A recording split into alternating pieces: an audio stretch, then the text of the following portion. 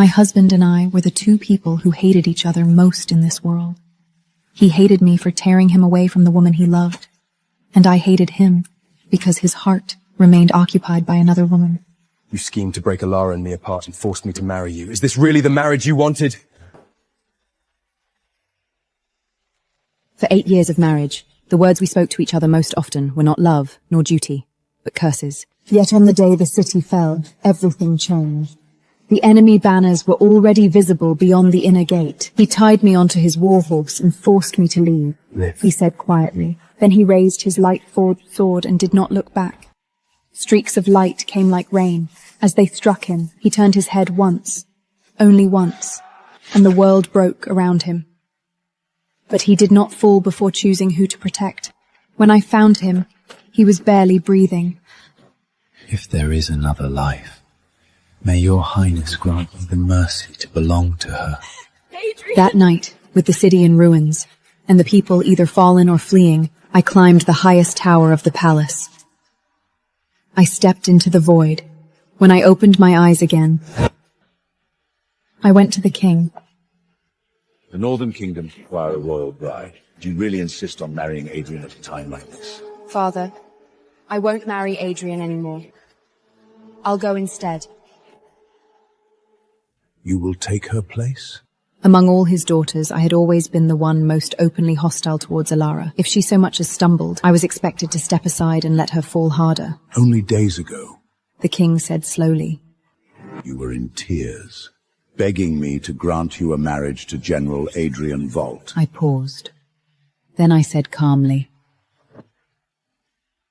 there is no need. Give that honor to my sister. My father studied me in silence. Between Alara and me, he had always favored the younger one. Sweeter, softer, easier to love. In my previous life, had I not resisted with everything I had, he would have sent me north in her place without hesitation. At last, he turned away. Amend the decree, he ordered. It was raining when I left the grand hall, cold rain, relentless, washing the marble steps clean. And there, kneeling in the storm, was Adrien. In my previous life, he had knelt in the rain just like this, refusing to rise until the king withdrew the order sending Elmu north. After that, I forced him into marriage with me. This time, I merely stopped beside him and tilted my umbrella slightly in his direction. He looked up. Our eyes met for a brief moment before he frowned and turned away, as if my presence itself were an inconvenience. Have you considered, I asked, quietly, that if His Majesty withdraws the decree, someone must still go north? His voice remained steady, unyielding. I am the king's general. I will not allow any princess of this realm to be traded for peace. I let out a soft laugh. Adrien, either my sister or I will cross that border. No amount of kneeling will change that. His gaze snapped toward me, sharp and cold. If the crown princess refrains from manipulating His Majesty, this alliance may yet be prevented. I withdrew the umbrella. Then that is truly unfortunate. This time, I will take the marriage meant for her. Let him live his life believing he has finally kept his promise.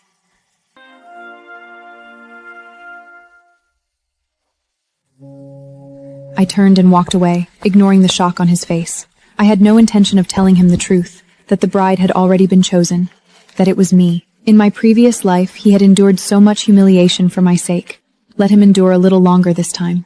After all, when the wedding day comes, and the woman waiting at the altar is my sister, not me, won't he be happier?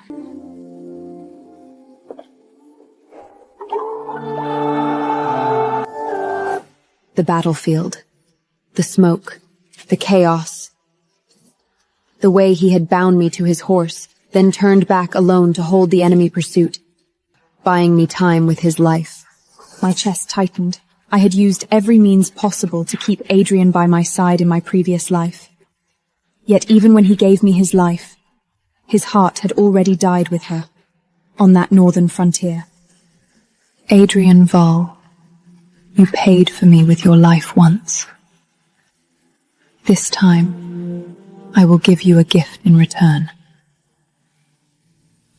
The next morning, I dressed simply and stepped out of my chambers, only to be slammed back against the stone wall. Why are you so determined to force the king into sending the Alara north? Pain shot through my shoulder as his grip tightened. Lena rushed forward, panicked, but he shot her a single look. Get out! She froze and fled. The smell of alcohol clung heavily to him. He had clearly not slept. Do you want her dead that badly? Is that what this is? Adrien, let go of me! Instead, his fingers dug in harder. Is this who you are? Jealous, cruel, willing to sacrifice your own blood just to get what you want? Do you really think that by begging for a royal marriage I would ever submit to you? My body went ragged. The fury on his face, the raw, unfiltered hatred, was no different from the man I had faced in my previous life, when we stood on opposite sides of every blade. The sound echoed sharply. I slapped him. General Vale, remember who you are speaking to.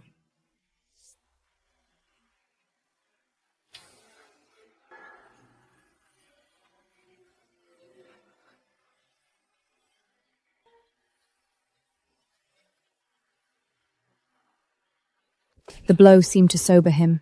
His gaze dropped to my bruised skin, to the marks he had left. I'm sorry, I was drunk. I turned my back to him.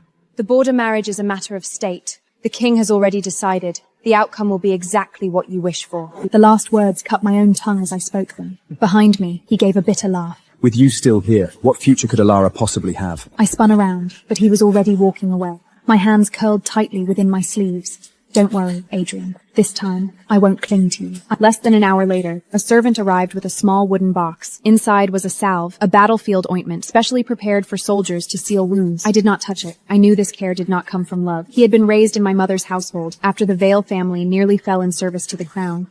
To him, I was no more than an elder sister by circumstance. Only I had mistaken that obligation for something more. I closed the box. I could have told him the truth, but I didn't. If he was going to accuse me anyway, he might as well stay angry a little longer. 3 days. In 3 days, the Northern Advocate would arrive. In 3 days, the bride would be revealed. And then, he would know. Some part of me was still waiting. Not for his love. Not for an apology. But for the moment he would finally learn the truth, and for whatever expression would cross his face when he did. I attended what would be my last banquet in my homeland. By the time I arrived, the great hall was already alive with low music and candlelight and with tears. Alara stood at the center of a circle of noble women, her eyes rimmed red. So after the festival, Princess Alara will be sent beyond the northern border. How tragic. And the Crown Princess does nothing, except chase after General Adrien's favor. Alara's shoulders shook. Beneath the sleeve that hid her face, a flicker of something else passed, brief, sharp, satisfied. Then she saw me. Her breath How caught. heartless, looking down on someone about to be sent away. If she's so proud, why doesn't she go marry the Northern King? Just because her mother died young, she acts as if the whole kingdom owes... Stop pretending. What are you up to this time? Are you scheming behind everyone's back again? Using the marriage alliance to manipulate me? You did all this on purpose, didn't you? Just to force Adrien into marrying you. Alara frowned. I can agree to it. I'll be the one who goes north for the marriage alliance. Since when are you so generous? Volunteering to take my place for the marriage alliance. What are you really after? I don't have any ulterior motive. But you must agree to one condition. What condition? Keep this between us until the royal decree is sealed. Not a word to Adrien. Not a word to the court. Fine. I agree. But if this is a trick, Elise, I will expose you. You can't tell anyone that I'm the one who is chosen for the marriage alliance until the day you marry Adrien. Not a word to anyone before then. I agree. This is the last debt I owe Adrien for giving his life to protect me in our previous life. It fulfills his dying wish. And it marks the final end of everything between us in this lifetime.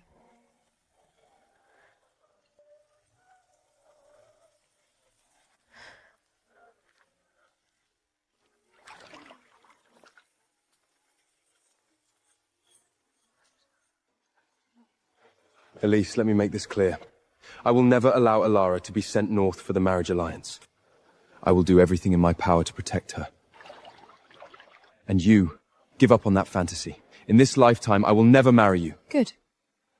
Then I'll wait and see.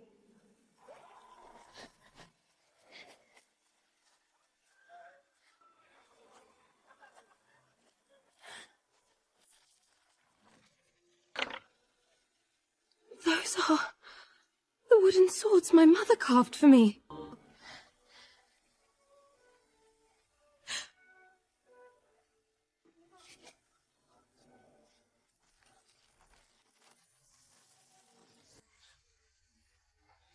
Adrien reached out and grabbed my wrist, shoving me back firmly. Enough! They're just a bunch of wooden swords. He snapped, his face dark with irritation. Alara shrunk back dramatically, hiding behind Adrien's broad shoulders with a fragile, teary-eyed expression, as if she was the innocent victim. Adrien, did you give those wooden swords to her? My voice trembled with barely suppressed anger. Adrien's jaw tightened, his eyes cold and unforgiving. She's about to be sent north for the marriage alliance. Isn't that exactly what you schemed for? You've already ruined her entire life. Don't these worthless pieces of wood make up for it? Worthless pieces of wood? My eyes burned with fury. Those were personally carved by my mother for me. Fine. I'll carve new ones for you later. Who do you think you are? You can't replace them! I turned sharply toward Alara. She was deliberately grinding the wooden wards deeper into the dirt with her foot, a faint, satisfied smile playing on her lips. I lunged forward and grabbed Elora's collar with both hands, yanking her toward me. You vicious woman! Elora let out a sharp cry. We struggled fiercely, pulling and pushing each other near the edge of the moonlit pool. My foot slipped on the wet grass. In the chaos, Alada tried to shove me away. We both lost our balance. Splash! We fell into the cold water together. Help! She screamed the moment we hit the surface. Why would you push me? I couldn't swim. Water rushed into my lungs, stealing my voice, my strength. I flailed blindly, and then I saw him. Adrien! He didn't look at me. He dove straight towards Alana. I reached for him, my fingers brushing empty water. As he lifted her effortlessly onto the stone edge, Guard plunged into the water and dragged me out. Alara was sobbing against Adrien's chest. He shrugged off his cloak and wrapped it around her shoulders without hesitation, then turned to me. His face was rigid. Anger, raw, restrained, barely held in place. Have you lost your mind?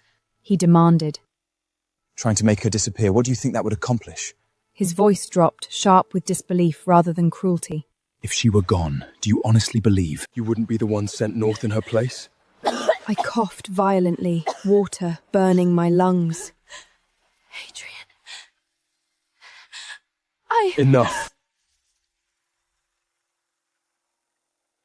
His jaw tightened, the muscle jumping once beneath his skin. I thought you were merely spoiled, He said coldly. but I see now you're jealous, cruel, and vicious. You lack her sense of duty, yet you've mastered every skill of a shrew. You disgrace your title. The people deserve better than this. And thank the gods your mother didn't live to see what you've become. Adrien. Just as he would again in a future neither of us yet understood. 8 years of marriage in another life. Spent drawing swords time and again over Alara. My strength failed. For the briefest moment, panic flitted across his face. Elise.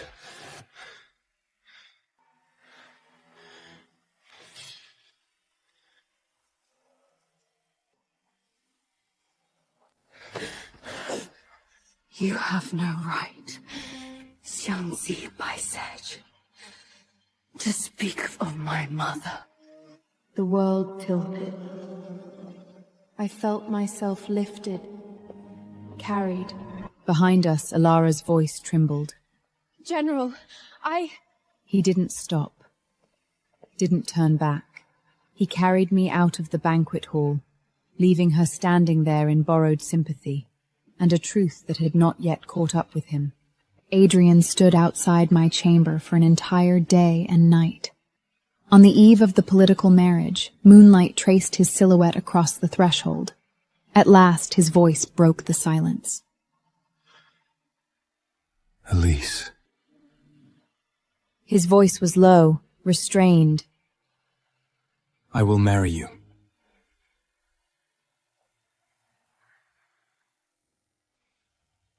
I will spend my life answering for that blade. He continued. Each word came carefully, as if chosen from a code he had lived by since boyhood. I swear it not as a lover, but as a soldier. I will guard you as I have guarded this realm, with my body, with my life. He did not say love. He said the only things he had ever been taught to mean forever. I remained silent. After a while, his steps moved away down the corridor, measured, controlled, as though leaving were simply another order he had accepted. Inside the room, I rested my forehead against the wood. My mouth curved, almost unconsciously, and a single tear slipped free. At dawn, when the envoy crossed beyond the border, I rode out in crimson. This was not a journey meant to be watched, only carried. What I did not expect was to see him waiting on the road that marked my final path out of the capital. A veil covered my face. His gaze languid on me for a long moment before he spoke. I'll ride with you. I didn't respond. I urged my horse forward, passing him without pause. He turned and followed. Do you resent me for marrying your elder sister? I stiffened for a heartbeat. So that was it. He thought I was Alara.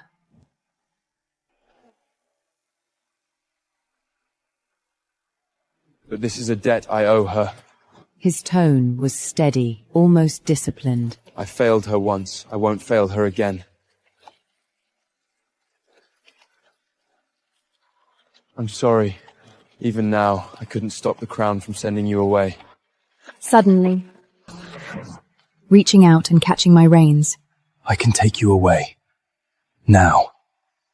Tonight. His grip was firm, decisive. I won't let a princess be traded for peace, not again. In his eyes there was no longing, no romance, only something harsher. A refusal, deeply ingrained, to watch someone be sacrificed in the name of order. Then I pushed his hand aside, pressed my heels into my horse's flank, and rode on. Adrien remained where he was. Something was wrong. He did not yet know what. Alara had been different that day. She had dismissed the honor card assigned to her. She had not spoken a single word, not to him, not to anyone. It unsettled him more than tears ever could have. He had seen this departure once before, in that other lifetime, though he did not think of it as such. He had ridden beside her then, silent, grim, convinced that endurance was all he could offer. This time, she had not cried.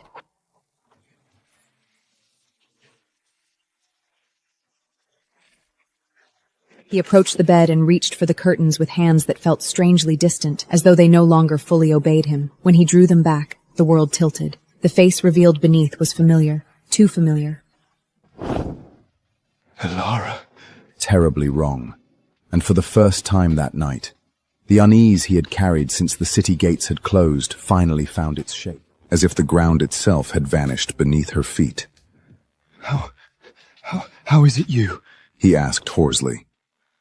The moment the words left his mouth, a cold thought took shape. Alara's gaze flickered away. Her voice softened, threaded with unease and something carefully sealed. I don't know. She said. Yesterday the royal decree was altered. They said Elise was sent north in my place. The room seemed to tilt. What did you say? Adrien seized her shoulders, fingers pressing hard enough to leave marks. Then the woman who rode out alone beyond the gates? General, where are you going? Adrien released her as if burned. He did not answer. Still dressed in ceremonial robes, he took the ceremonial claydon from its stand, crossed the chamber in 3 strides, and was gone, mounting his horse and riding straight into the night, ignoring the shouted orders behind him and the hands reaching out to stop him. That night, far north. You came alone. To talk. Talk. Cute. Peace was already gone. Not like this. Instinct moved first. Adrien taught me. Well. My wrist. The one Adrien had taught me to conceal years ago. Steel struck steel. Well.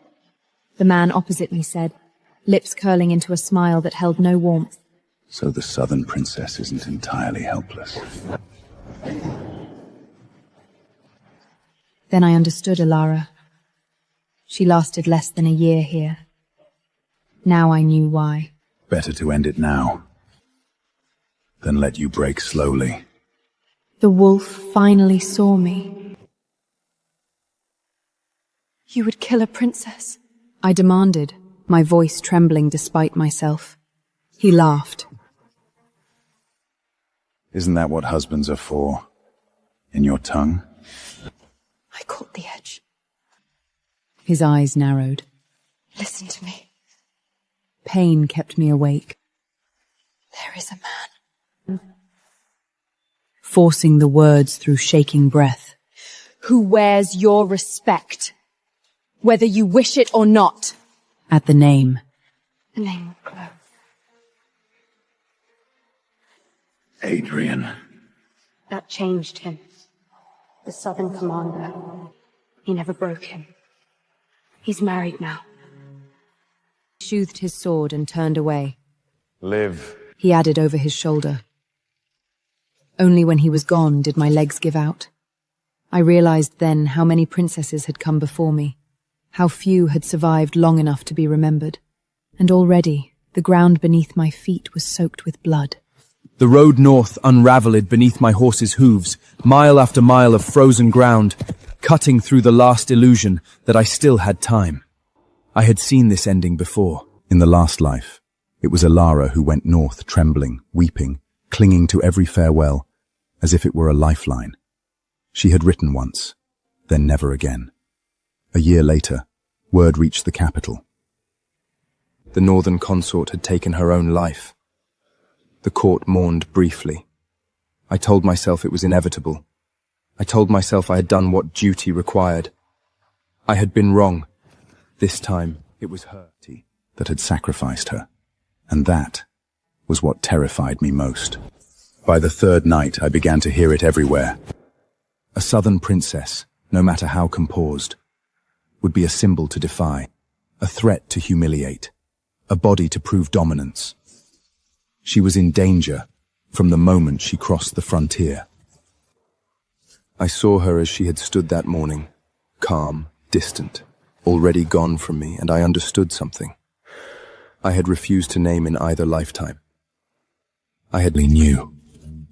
I hid from it. I never loved Alessa. Not like I thought. I loved the habit, the path laid out. Obedience was easy. She, the woman I had sent north, had always unsettled me, because she asked nothing, and yet endured everything. I mistook her silence for indifference, her composure for lack of feeling, her endurance for weakness. Only now, with her life threatened across the snow, did clarity arrive like a blade to the chest. If she did not make it back from there, when I reached the edge of the northern stronghold, I did not charge in as a general.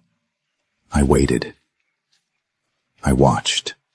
I learned. I saw guards doubled near the inner quarters. I heard the whispers, how the southern bride had met the High Lord's cold edge on her first night and lived, how she did not break. And then I saw her. She stood in the courtyard, pale beneath the cold sky, a thin line of red staining her sleeve where she had been hurt, and still she stood straight, refusing to bow. The sight nearly brought me to my knees. That was the moment I understood it fully. I had loved her quietly, cowardly, without ever daring to claim the truth, because loving her meant choosing her, and I had always chosen duty instead. In the last life, I lost of ever knowing what I had lost. In this one, I knew, and I would not let the North take her from me again. Not while I still drew breath. I had stopped expecting rescue. That, perhaps, was the most dangerous thing of all. The North taught its lessons quickly. Silence was safer than protest. Stillness invited less attention than fear. On the third day, one of the women assigned to me tugged too hard at my sleeve while dressing me for court, and I did not pull away in time. The fabric tore. The blade that followed was swift and careless, meant to remind me where I stood. The blood dried dark against the pale wool. No one apologized. I did not ask for it. By the fourth night, I understood what Alara must have faced in the other life, the constant testing, the quiet cruelty disguised as custom, the waiting to see when the southern bride would finally break, then I would pay it not standing. If this was why when the guards announced an audience unexpected, unscheduled, another northern lord curious to see how much resolve of humiliation Princess truly had left, I lifted my chin and walked into the outer courtyard alone. The wind cut sharp through stone and iron. Torches burned low. A handful of soldiers stood at a distance, their attention fixed not on me, but on the man waiting near the far archway.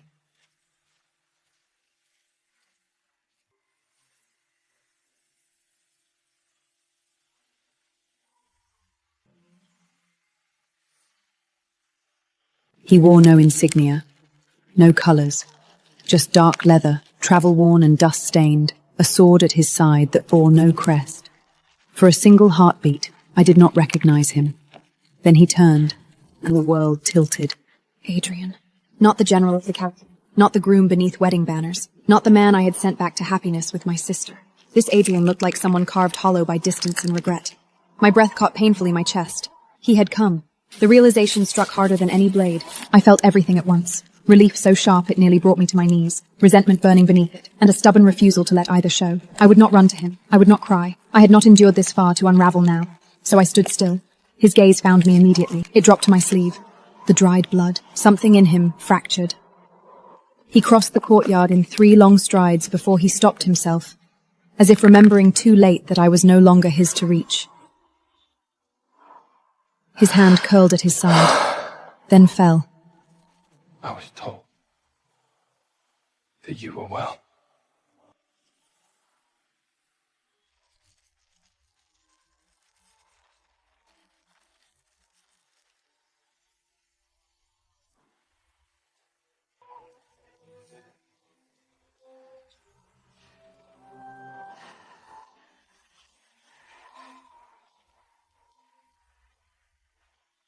Well, I echoed, my voice steady despite the tremor in my hands. As one can be, I suppose. His eyes searched my face, as though counting every mark I bore, every change he had failed to prevent. I saw something there then. Not relief, not guilt, but a kind of dawning horror, slow and devastating. You shouldn't be here, I said. You're newly married, the capital— I know. That stopped me. Not defensively, not sharply. As if he had already repeated those words to himself 1,000 times and found them meaningless. For a moment, neither of us spoke. The wind tugged at my torn sleeve, exposing more of the stain. I resisted the instinct to hide it. If he had come only out of obligation, let him see the cost of it. You came a long way. Alara must be worried. At her name, his jaw tightened. She doesn't know I'm here. Of course she didn't. I nodded, as though that settled everything.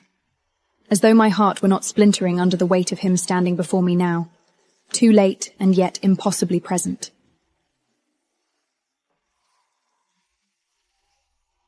I'm glad, I said. Truly. You don't need to worry about me anymore. I understand my role.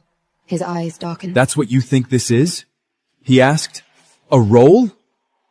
I met his gaze then, fully, refusing to look away. What else could it be? I asked softly. You have a wife, a future. I've done what was asked of me. Isn't that enough? Something raw crossed his face. This place isn't safe, Pain, he said. perhaps, or realization arriving far too late to be I know, kind. I replied. Not for you. And that was the worst part, because he could hear it in my voice then. Not fear, not accusation, but acceptance. The quiet resolve of someone who had already decided to endure whatever came next, alone. For the first time since I had known him, Adrien looked at me as if he were seeing me clearly, and whatever he saw there nearly broke him. He moved before I finished breathing. One moment, there was distance between us. Custom, borders, fate. The next, his hand closed around my wrist with a force that startled us, both. Adrien said.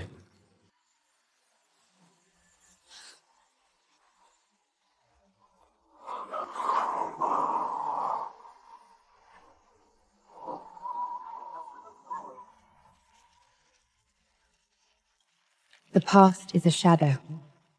We walk into the dawn.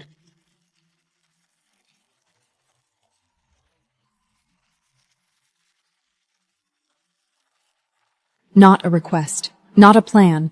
An order barked from instinct. An order barked from instinct, sharp and unthinking, the way commands were given on a battlefield when hesitation meant death. I staggered a half step toward him. The guard stirred.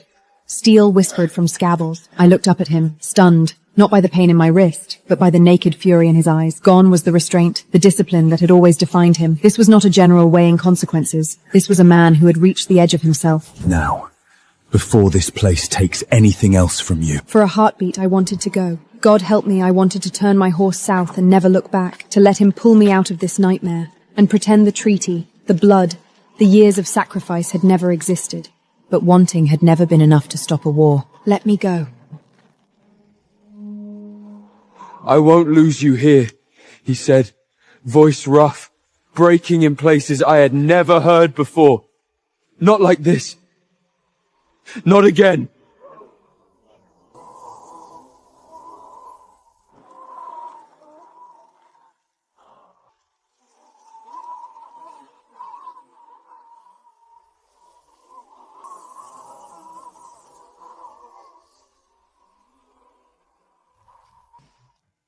If I left with him now, the border would burn by dawn. The North, the Nord call it betrayal. The South would answer with steel. Thousands would be lost. So that one woman could be spared, I met his gaze and forced my voice to stay steady. If you take me, you won't be saving me. You'll be starting another war. His breath shivered. I don't care. That was when I knew how far he had fallen. I stepped closer instead of pulling away, praying and prying his fingers from my wrist, one by one. His hand trembled under mine. You do, I said softly. You always have. The guards were watching now. The courtyard had gone utterly still. You taught me that. I went on, that a soldier protects more than one life, that sometimes the hardest choice is the right one. His jaw clenched so hard, I thought his teeth might crack. Don't use my own words against me. I'm not, I'm returning them. For a long moment, he looked as though he might defy me anyway, might throw me over his horse and dare the world to follow. Then, slowly, painfully, he stepped back. The space between us felt colder than the northern wind. I won't forgive this. Not them. Not myself. I know. That was the last thing I said to him. He did not leave the North. Not that day. Not that year. What followed bore no banners, no proclamations. No army crossed the border, no treaty was openly broken. To the world it became a succession crisis, an implosion long foretold, finally arriving under the weight of its own rot. To me it was wrought in whispers. Messages reached me in ways only I would recognize.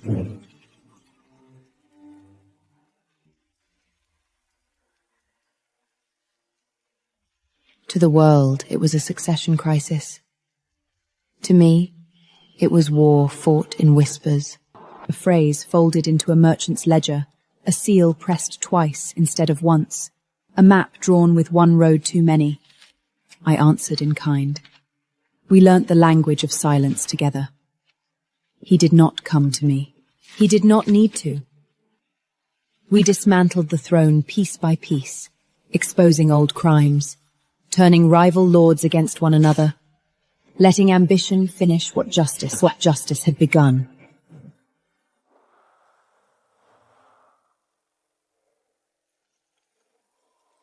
When the Northern King finally died in his sleep, it was said to be poison. A cup poured by the wrong hand. No one ever proved it. The court fractured. Alliances shifted. Bloodlines collapsed beneath their own weight. In the chaos, a new ruler rose, young enough to learn, cautious enough to listen, cruel enough to survive, but not so cruel as to rule by terror alone. Adrien stepped out of the shadows at last. Not as a general. Not as a ghost. He stood beside me openly, his name restored, his presence no longer denied. There were no objections. The North had bled enough to know the cost of fighting what was already won. We did not return south. The border no longer needed us. So we stayed. Beyond the capital, in land shaped by wind and stone, we built a life that belonged to neither crown nor battlefield. No armor hung on the walls, no titles followed us through the door. Only two survivors who had chosen each other, after choosing the world first. He had once sworn to guard me as he guarded the realm. In the end, there was no difference between the two. The winter after peace took root in the north. I gave birth to a son. The night was long and white with snow. When dawn finally broke, Adrien stood by the hearth, silent, his hands still stained with the marks of birth he had not noticed he was holding. He did not speak until the child cried, strong, furious, alive. Only then did he kneel beside the bed and rest his forehead against mine. He never said thank you. He never said I love you. He stayed. He stayed. He stayed. properly read, to hold a wooden sword before his hands were steady. He did not teach him conquest. He taught him restraint. He taught him when to stand his ground and when to step aside so others might Strength live. He told him once, tightening the boy's grip on the reins. is not taking what you want. It's knowing what you must protect. I watched from the doorway, arms folded against the cold, thinking of all the men who had called him a weapon, a general, a loyal blade of the realm. None of them had ever known him like this. Years passed. The scars faded, then returned with the weather. The North learned our names, and then forgot the titles that once clung to them. We became something simpler, quieter, enduring. In old age, when the nights grew longer and the fire no longer chased off the chill as easily, my thoughts would wander backward. I would remember the palace gates shattered open, a man who had taught me to treat himself, not for glory, not for a crown, but because he had reached the moment where losing me was no longer survivable. That was the love he had never learned to name. He sits beside me now, sharpening a blade that has not seen war in decades. Our son, grown, steady, honourable, rides the perimeter beyond the hills, guarding a peace that once cost us everything. Sometimes surprised I am still here, as if some part of him existed to demand payment again. But I know he will not make speeches or carve poetry into stone. He will do what he has always done. He will stand. And in that silence, in that unyielding presence, will be the truth of us. A love forged not in vows, but in choice, in blood spared, in a man who once walked into a palace alone and never truly left my side again.